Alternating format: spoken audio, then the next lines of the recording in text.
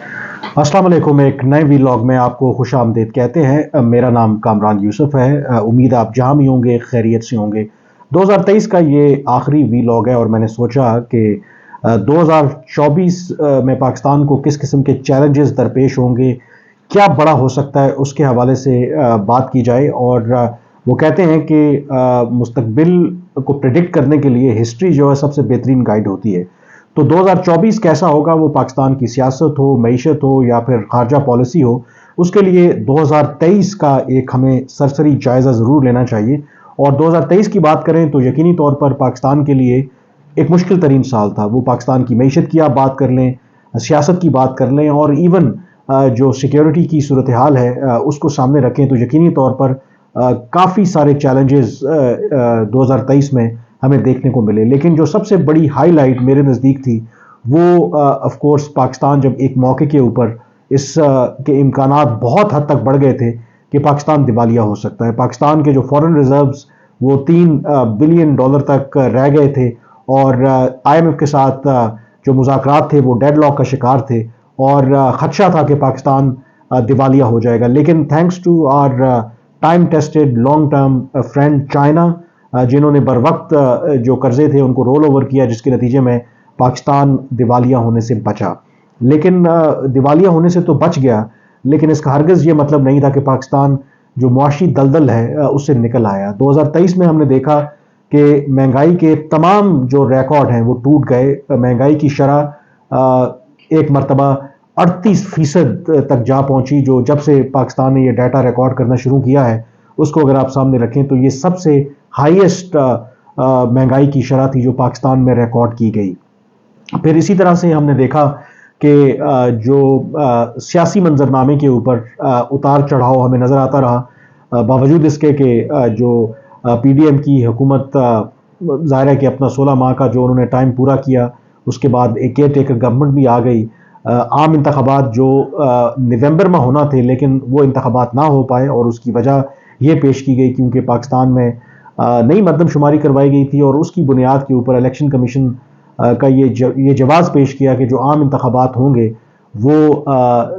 नई जो हल्का बंदियाँ उसकी करना पड़ेंगी और जो मरदमशुमारी है उसके मुताबिक नई जो है उसकी करने पड़ेंगे। तो इस वजह से इंतखाबात ताख़ीर का शिकार हुए और अब जो है वो 8 फरवरी को इंतखाबात शेड्यूल हैं और लेट्स सी कि वो इंतखाबात हों। तो सियासी एतबार से भी पाकिस्तान में एक बेयकीनी की सी सूरत हाल रही। पॉलिटिकली हम बिल्कुल उस तरह से स्टेबल नहीं हुए, जिसकी वजह से एक पॉलिसीज़ के अंदर एक कंसिस्टेंसी जो है वो हमें नज़र नहीं आई। उसके अलावा अगर आप बात करें जहां पाकिस्तान को मुआशी और सियासी तौर पर कई चैलेंजेस का सामना रहा, तो पाकिस्तान सिक्योरिटी के एतबार से भी 2023 एक मुश्किल साल रहा क्योंकि जो दहशतगर्दी के ख़िलाफ़ जंग पाकिस्तान ने कामयाबी के साथ जीत ली थी, अफ़गान तालिबान के दोबारा इक़्तिदार में आने के बाद दहशतगर्दी के जो ख़तरात हैं वो पाकिस्तान पर मंडला रहे हैं और हमने देखा कि 2023 में कई दहशतगर्दी के बड़े वाक़यात हुए। मसलन 30 जनवरी 2023 को जो दहशतगर्दी का सबसे बड़ा वाक़या पेशावर पुलिस लाइन्स पर हुआ, जिसमें 100 से ज़ायद जो पुलिस के जवान और अफसर थे वो उसमें शहीद हुए। उसके बाद फिर हमने साल के इख्तिताम पर भी देखा कि दहशतगर्दी का ये सिलसिला जारी रहा, बल्कि उसमें हमें तेज़ी देखने को मिली। डेरा इस्माइल खान के अंदर आर्मी के मरकज़ के ऊपर खुदकुश हमला हुआ, दहशतगर्दी का बड़ा वाक़या हुआ, जिसके नतीजे में 23 जो पाकिस्तानी जवान हैं वो शहीद हुए। और गुज़श्ता 10 सालों में ये इस एतबार से दहशतगर्दी का सबसे बड़ा वाक़या था क्योंकि किसी एक वाक़ये के अंदर इतनी बड़ी तादाद में पाकिस्तानी जो फ़ौजी जवान हैं वो शहीद हुए। और अगेन उसकी वजह पाकिस्तान और अफ़गानिस्तान के जो ताल्लुकात और ख़ास करके जो कलअदम तहरीक तालिबान पाकिस्तान वाला मामला है जो हल नहीं हो रहा। बावजूद पाकिस्तान के मुतालबात के और कई सख्त इक़दामात जो पाकिस्तान ने अदरवाइज़ लिए, अफ़गान तालिबान टस से मस नहीं हो रहे और वो TTP के ख़िलाफ़ कार्रवाई करने से गुरेज़ा हैं। तो इस ब्रॉडर बैकग्राउंड के साथ 2024 पाकिस्तान के लिए कैसा होगा,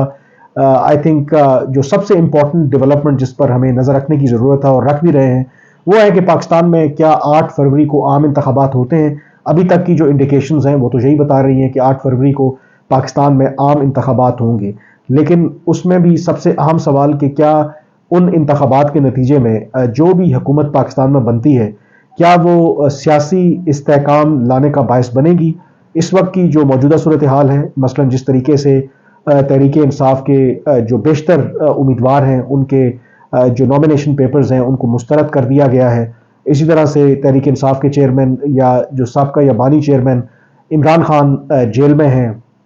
اور وہ مسلسل الزام عائد کر رہے ہیں کہ لیول پلینگ فیلڈ مہیا نہیں کیا جا رہا، پھر دوسری جو پکڑ دھکڑ اور باقی جو معاملات ہیں، تو یہ بات تو طے ہے کہ اگر 8 فروری کو انتخابات ہوتے ہیں تو اس کی جو لیجٹمیسی ہے اس کے حوالے سے کئی سوالات ہوں گے، اور اتنی پولرائزیشن یعنی کہ اتنی سیاسی طور پر جب معاشرہ تقسیم ہوگا تو جو بھی حکومت بن کر سامنے آئے گی کہ کیا اس کے لیے ممکن ہوگا کہ وہ مشکل اور اہم فیصلے کرے، وہ معاشی اعتبار سے ہوں، وہ باقی جو ایریاز ہوں، کیونکہ عام طور پر دیکھا یہی گیا ہے کہ جب اس طرح انتخابات کے بعد کوئی بھی گورنمنٹ بنتی ہے تو اس کو اپنی سروائیول کی جنگ لڑنا پڑتی ہے، بجائے اس کے کہ وہ فوکس کرے، جو اصل فیصلے کرے، وہ اپنی سروائیول کی جنگ لڑتی ہے۔ اور پاکستان کے لیے اس وقت آپ کہہ سکتے ہیں کہ غلطی کی گنجائش بالکل نہیں ہے۔ جو سب سے بڑا چیلنج 2023 میں، جیسے میں نے کہا کہ ہم دیوالیہ ہونے سے بال بل بچے، 2024 میں اگین جو پاکستان کی معیشت ہے یہ سب سے بڑا چیلنج ہوگا، اور اس کی وجوہات ہیں۔ میں آپ کے ساتھ کچھ نمبر شیئر کرتا ہوں جس کے بعد آپ کو خود اندازہ ہوگا کہ ہماری اس وقت جو معاشی صورتحال ہے وہ کتنی آپ کہہ سکتے ہیں کہ مشکل صورتحال سے دوچار ہے۔ اس وقت پاکستان کے جو قرضے ہیں، مجموعی قرضے، وہ بڑھ کر 78,000 ارب روپے تک پہنچ چکے ہیں، 78,000 ارب روپے تک پہنچ چکے ہیں، اور اگلے 3 سالوں میں پاکستان نے جو بیرونی قرضوں کی مد میں ادائیگیاں کرنی ہیں وہ کوئی 70 ارب ڈالر بنتے ہیں، یعنی کہ ہر سال پاکستان کو 23-23.5 ارب ڈالر اضافی چاہیے ہوں گے جو ہم نے قرضے ادا کرنے ہیں بیرونی۔ اور آپ کے پاس ڈالرز کس صورت میں آتے ہیں؟ اس کے 2-3 بڑے سمپل ذرائع ہیں۔ ایک، آپ کی برآمدات جو ہیں وہ اچھی ہونی چاہیے۔ دوسرا، فورن ریمیٹنس، یعنی کہ بیرون ملک مقیم جو پاکستانی پیسہ واپس بھیجتے ہیں اس کے نتیجے میں پاکستان میں فورن ریمیٹنس آتی ہے۔ تیسرا، آپ کے ملک میں غیر ملکی سرمایہ کاری ہو۔ یہ 3 بڑے ایریاز ہیں جس کے تحت کسی بھی ملک کی جو معیشت ہے اس پر وہ ڈیپینڈ کر رہی ہوتی ہے۔ لیکن پاکستان کے اس وقت اگر آپ حالات دیکھیں، جن قرضوں کے بوجھ تلے ہم دبے ہوئے ہیں، اور اوور نائٹ یہ تبدیلی نہیں آنے والی، یعنی کہ پاکستان کی موجودہ اگر 30-31 ارب ڈالر کی برآمدات ہیں تو ایسا ممکن نہیں ہے کہ یہ اوور نائٹ 100 ارب ڈالر تک پہنچ جائیں گی اور ہمارے پاس اتنے ڈالرز آ جائیں گے کہ ہم آرام سے اپنی جو بیرونی قرضوں کی ادائیگیاں ہیں وہ کر لیں گے۔ پھر اسی طرح سے فورن ریمیٹنس ایک سٹیٹک فگر ہوتا ہے، اس میں اتار چڑھاؤ آتا رہتا ہے۔ غیر ملکی سرمایہ کاری اس ایریا میں یقینی طور پر ہم امید تو لگائے بیٹھے ہیں، اسپیشل انویسٹمنٹ فیسیلیٹیشن کونسل جو ہم نے بنائی کہ سعودی عرب اور UAE سے اربوں ڈالر سرمایہ کاری پاکستان میں آئے گی۔ اگین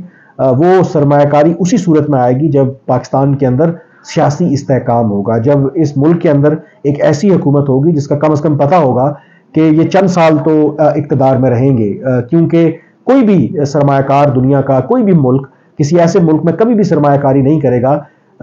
جس ملک کے بارے میں یہ نہ پتا ہو کہ وہاں پر جو حکومت ہے وہ کتنے دن رہے گی۔ تو اگین تمام چیزیں آخر پولیٹیکل سٹیبلٹی کے اوپر آ کے رکتی ہیں، اور موجودہ صورتحال میں ایسا نظر نہیں آ رہا کہ پاکستان جو پولیٹیکل سٹیبلٹی کی طرف وہ جا رہا ہے۔ اور اس میں امپورٹنٹ بات ہے جس طریقے سے قرضوں کا بوجھ پاکستان کے اوپر بڑھ رہا ہے، یعنی کہ اس مالی سال کے اندر صرف 1 سال کے اندر ہم نے جو سود کی ادائیگی کرنی ہے قرضوں کے اوپر وہ 8,300 ارب روپے ہے۔ ایک اور نمبر آپ کے ساتھ میں شیئر کروں گا، آپ یقینی طور پر حیران ہو جائیں گے کہ پہلے 6 ماہ میں بہت اچھی بات ہے کہ FBR نے اپنے ہدف سے زیادہ یعنی کہ 15 ارب روپے زیادہ اکٹھے کیے ہیں، یعنی کہ 4,425 ارب روپے کا اگر ہدف تھا تو FBR نے پہلے 6 ماہ میں 4,440 ارب روپے اکٹھے کیے ہیں۔ لیکن آپ یہ سن کر حیران ہو جائیں گے کہ 4,440 ارب روپے میں سے پاکستان نے 2,911 ارب روپے صرف سود کی مد میں ادا کیے ہیں۔ تو آپ امیجن کریں کہ پاکستان کی جو آمدن ہے اس کا جو بیشتر حصہ پرنسپل اماؤنٹ بھی نہیں، صرف آپ سود کی ادائیگیوں پر جا رہا ہے۔ تو آپ تصور کر سکتے ہیں کہ اگر ہم نے فی الفور ہنگامی بنیادوں کے اوپر اپنے جو اکنامک فنڈامنٹلز ہیں ان کو درست نہ کیا تو پاکستان کا پھر کیا حال ہوگا. اس میں جو امپورٹنٹ اور کنسرن والی بات ہے کہ اس وقت جتنی جو بڑی سیاسی جماعتیں ہیں یا وہ جماعتیں جن کا اقتدار میں آنے کے امکانات ہیں، کسی ایک جماعت کے پاس بھی ایسا جامع روڈ میپ نہیں ہے جس میں وہ عوام کو، جس میں پاکستان کے لوگوں کو وہ یہ بتا سکیں کہ پاکستان کو اس معاشی دلدل سے کیسے نکالنا ہے. تو یہ بھی آئی تھنک آپ کہہ سکتے ہیں کہ یہ سانے سے بھی بڑا ایک آپ کہہ سکتے ہیں کہ ٹریجڈی ہے کہ ایک طرف ہم جن مسائل سے دوچار ہیں، دوسری طرف جو ہماری سیاسی جماعتیں ہیں، جو باقی سٹیک ہولڈرز ہیں، ان کے پاس بھی کوئی ایسا پلان نہیں ہے کہ پاکستان کو اس معاشی یا مشکل سے کیسے نکالنا ہے. اور اس کے ساتھ پھر جو ایک اور ایشو جڑا ہوا ہے، جب آپ کو پتا ہے کہ معاشی طور پر آپ کمزور ہوں، سیاسی عدم استحکام ہو، تو پھر جو یہ دہشت گرد گروہ ہیں یہ بھی اس چیز کا بھرپور فائدہ اٹھاتے ہیں. 2023 میں جیسے میں نے کہا کہ دہشت گردی کے واقعات میں بے پناہ اضافہ ہوا، 2024 میں بھی خدشہ یہی ہے کہ ایک طرف اگر معاشی طور پر ہم سٹیبل نہیں ہوں گے، سیاسی عدم استحکام ہوگا، تو یقینی طور پر جو دہشت گردی کے خلاف جنگ ہے وہ پاکستان کے لیے مزید پیچیدہ ہو جائے گی. اور اس کے اندر جو سب سے بڑا چیلنج پاکستان کو جو 2024 میں فیس کرنا پڑ سکتا ہے وہ ہے پاکستان اور افغانستان کے تعلقات. کیونکہ افغان طالبان نے واضح طور پر ٹی ٹی پی کے خلاف کارروائی کرنے سے انکار کیا ہے، اور ابھی تک پاکستان نے جو بھی ٹیکٹکس اپنائی، جو بھی دباؤ افغان طالبان کے اوپر ڈالا، اس کا خاطر خواہ کوئی نتیجہ نہیں نکلا. تو خدشہ یہی ہے کہ 2024 میں پاکستان اور افغانستان کے تعلقات مزید خراب ہونے کا خدشہ ہے. اور اس میں جو سب سے کنسرن والی بات ہے کہ اگر Afghan Taliban T T P کے خلاف کوئی کارروائی نہیں کرتے اور دہشت گردی کے واقعات میں اسی طرح سے پاکستان میں اضافہ ہوتا رہتا ہے، تو پھر پاکستان کے پاس کیا آپشن ہے؟ کیا پاکستان آل آؤٹ جائے گا؟ کیا پاکستان سرحد پار دہشت گردی کے جو ٹھکانے ہیں ان کے خلاف کارروائی کرے گا؟ کیا کوئی ایئر سٹرائکس کیے جائیں گے؟ یہ وہ تمام چیلنجز ہیں جو پاکستان کے لیے آئی تھنک چیزیں مزید جو ہیں وہ مشکل بنائیں گی. آخر میں ظاہر ہے کہ پاکستان میں بھی انتخابات ہو رہے ہیں 8 فروری کو، تو 2024 میں بھی بھارت میں بھی انتخابات ہونے ہیں. تو کیا پاکستان اور بھارت کے تعلقات میں بہتری کا کوئی امکان ہے؟ گزشتہ کئی سالوں سے ایک سٹیٹس کو ہے، اور اس کی وجہ جو 5 اگست 2019 کو بھارتی حکومت کا جو اقدام تھا، کشمیر کی خصوصی حیثیت انہوں نے ختم کی تھی، اس کے بعد پاکستان نے بھارت کے ساتھ جو اپنے تعلقات ہیں ان کو ڈاؤن گریڈ کیا. کہ جب جنرل باجوہ آرمی چیف تھے، ایک کوشش ضرور ہوئی کہ دونوں ملکوں کے تعلقات کو بحال کیا جائے. اس میں ایک پیش رفت ہم نے دیکھی کہ فروری 2021 میں دونوں ملکوں نے اگری کیا کہ لائن آف کنٹرول کے اوپر جو جنگ بندی ہے اس کو بحال کیا جائے، اور فروری 2021 کے بعد آج تک لائن آف کنٹرول کے اوپر کوئی بڑا اس طرح کا واقعہ نہیں ہوا، سیز فائر کی وائلیشن نہیں ہوئی. ایٹ لیسٹ اس اینڈ کے اوپر چیزیں جو ہیں وہ آپ کہہ سکتے ہیں کہ پرسکون ہیں. لیکن جو دونوں ملکوں کے درمیان دو طرفہ تعلقات ہیں، وہ تجارتی تعلقات ہوں یا باقی جو معاملات ہوں، اس کے اوپر کوئی خاص پیش رفت نہیں ہوئی. ایک امید کی کرن ضرور ہے کہ اگر پاکستان میں انتخابات ہوتے ہیں، انڈیا کے اندر بھی انتخابات کے بعد جو گورنمنٹ آتی ہے، تو شاید کچھ نہ کچھ اس کے اندر ایک پازیٹیو موومنٹ ہو. اور اس کی وجہ یہ ہے کہ شاید لوگوں کا خیال ہے کہ پاکستان کے اندر پی ایم ایل این یعنی کہ چوتھی مرتبہ نواز شریف پرائم منسٹر بننے جا رہے ہیں، اور آلریڈی جب وہ پاکستان واپس آئے تھے تو انہوں نے اپنی ترجیحات کا جو اعلان کیا تھا اس میں جو پڑوسی ممالک ہیں ان کے ساتھ تعلقات بہتر کرنے کی بات کی تھی. تو اگر وہ واقعی پرائم منسٹر بنتے ہیں تو کہا یہ جاتا ہے کہ اگر بھارت میں آج بھی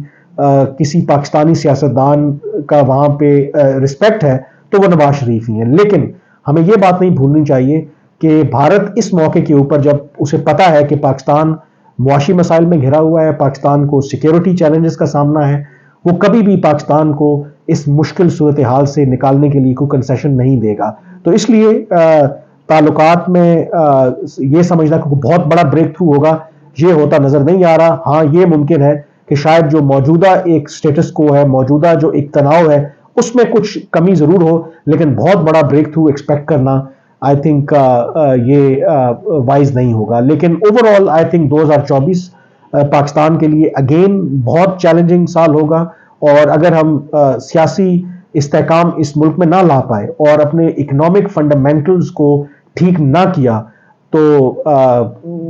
چیزیں جو ہیں وہ بہت جلدی خراب ہو سکتی ہیں. بہرحال اس امید کے ساتھ ہمیں امید کا دامن نہیں چھوڑنا چاہیے کہ 2024 جو ہے آپ کے لیے، ہم سب کے لیے، پاکستان کے لیے ایک اچھا سال ثابت ہو، اور جو بھی کرائسس ہیں ان کو ہم اپرچونٹیز میں بدلیں، کیونکہ وہ کہتے ہیں کہ جہاں بھی بحران ہوتا ہے وہاں پر آپ کے پاس ایک موقع بھی ہوتا ہے کہ آپ اپنے لیے کچھ بہتر کر سکیں۔ تو لیٹس ہوپ کہ پاکستان کو جو چلانے والے لوگ ہیں،